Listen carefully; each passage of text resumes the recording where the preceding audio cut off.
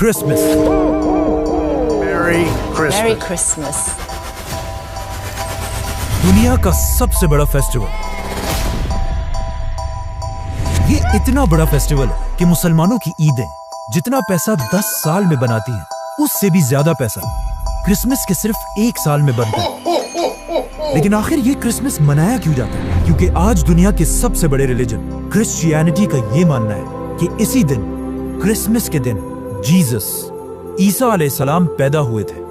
लेकिन अब क्वेश्चन ये है कि अगर यही दिन 25 दिसंबर ईसा अलैहिस्सलाम की बर्थडे है, तो फिर मुसलमान इसे क्यों नहीं मनाते? क्योंकि यहाँ पर एक बहुत बड़ी कंफ्यूजन है। आज से 2000 साल पहले ईसा अलैहिस्सलाम फलस्तीन के एक छोटे से शहर में एक मिरेकल से पैदा हुए। ये वो जमाना था जब फलस्तीन में तो यहूदी आबाद थे ही, लेकिन यहाँ पर यहूदियों की हुकूमत नहीं थी। हुकूमत उस वक्त की एक बहुत बड़ी सुपर पावर रोमन एम्पायर की थी। Let the games begin! जब रोमन एम्पायर अपनी ताकत की पीक पर थी और यहाँ के बादशाह का नाम था सीजर ऑगस्टस, जो रोमन एम्पायर का सबसे ताकतवर बादशाह था। और इसके नाम को, ऑगस्टस को, आज हम सब बहुत अच्छी तरह जानते हैं, क्योंकि इसी ऑगस्टस के नाम पर साल के एक महीने का नाम भी रखा गया है।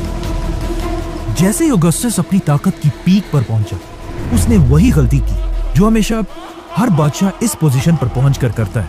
ऑगस्टस अपने आप को एक आम इंसान की बजाय एक खुदा, गॉड कहलवाने लगा और पूरे रोमन एम्पायर में लोगों से अपनी इबादत करवाने के लिए अपने नाम के टेम्पल्स बनवाए।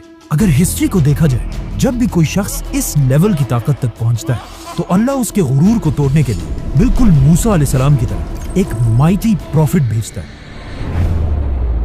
तो इसी सीजर ऑगस्टस के दौर में ईसा अलैहिस्सलाम पैदा हुए। ईसा अलैहिस्सलाम भी यहीं पर रोमन एम्पायर के अंडर फलस्तीन में यहूदियों के साथ बड़े हुए। लेकिन ईसा अलैहिस्सलाम बचपन से अपनी एज के बाकी सारे नॉर्मल बच्चों से बहुत ही डिफरेंट थे, क्योंकि बचपन में एक बार ईसा अलैहिस्सलाम अपनी माँ मरियम के साथ एक बाजार में घूमते घूमते कहीं गायब हो गए और काफी ढूंढने के बाद भी वो पूरे बाजार में कहीं नहीं मिले।